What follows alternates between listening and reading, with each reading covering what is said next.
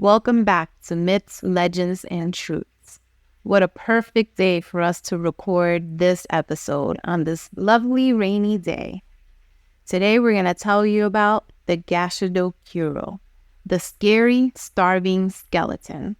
Before I start, let me welcome you back to the channel. If you are new to the channel, please accept our invitation to hit the subscribe button and also hit the bell icon so you can be notified of when we release more videos. And if you are a longtime subscriber and supporter of the channel, thank you so much for continuing your support. Now let's get started. Now here we go with the legends of the Gashadokuro. No one is sure about how the story of the Gashadokuro came to be, but there is one source that people speculate could be where the tales began.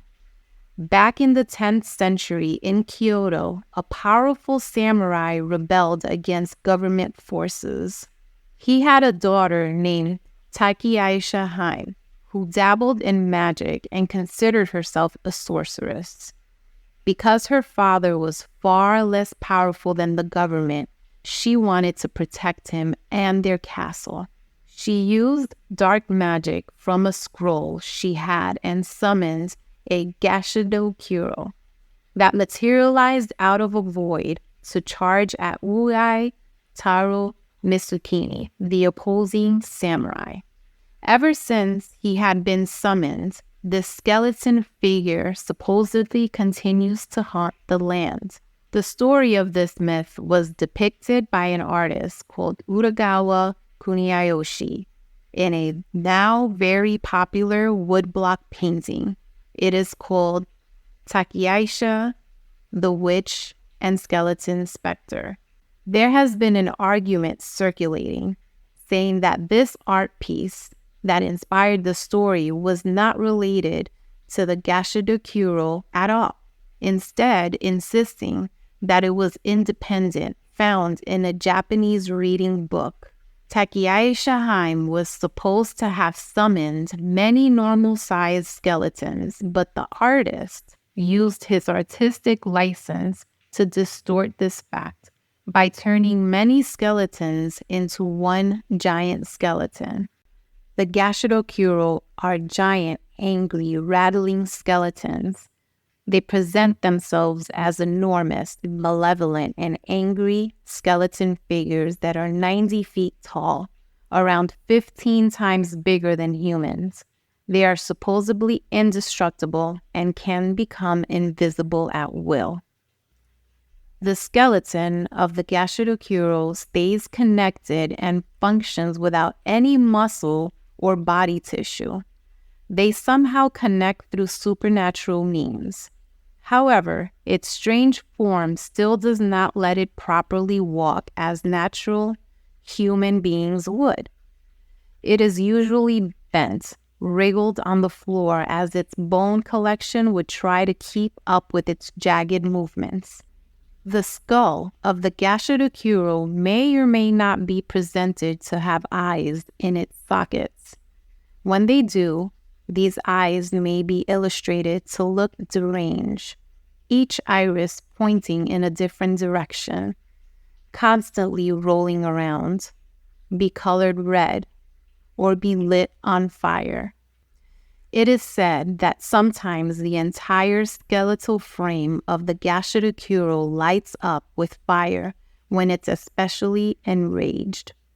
They are also said to sometimes possess a slick, elongated tongue that laps up human blood. Where are Gashadokuros found? The habitat of the Gashadokuro is usually in the countryside in what was once a battleground, cemeteries or mass graves.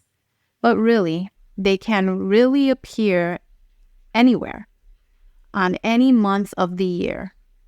They are most likely to show themselves in the peak of nighttime, after midnight, and are almost undetectable. The only way you'll realize that a Gashadokuro is near is if you hear its grinding teeth or a strange ringing in your ears. By then, however, it's probably too late. Do you want to know what the Gashadokuro are like towards humans? Well, if they happen to chance on a human being minding his or her own business or traveling on a quiet road, rest assured there will be no mercy. These are vicious and vengeful spirits that are out to let their negative energies and savagery flow relentlessly. They don't have any specific diet, but they love the taste of human blood. The Gashadokuro creeps up behind its victim as silently as possible, grabs him or her with its bony hands, bites its head off, and downs the blood pouring from the major arteries of the neck of the person. So you may wonder, how did the Gashadokuro come to be? Well, I'll tell you. Soldiers and victims of past wars were from mass deaths from starvation. Japan had seen a lot of wars during its ancient history, and in many of these battles, soldiers died and were never properly buried.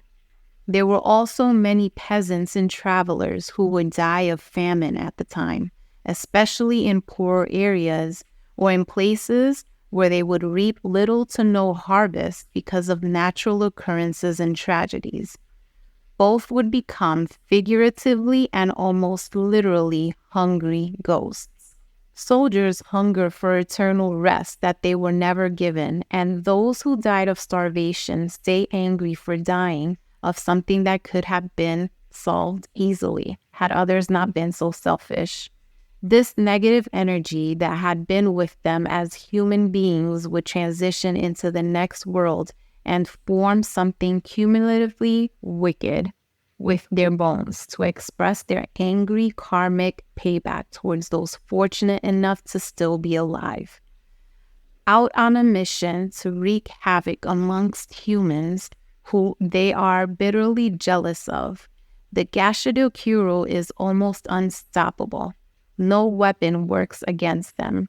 There are only two ways for them to not hurt you: if you successfully ward them off with a Shinto charm, or if they burn themselves out from expressing their hatred well enough, thus collapsing.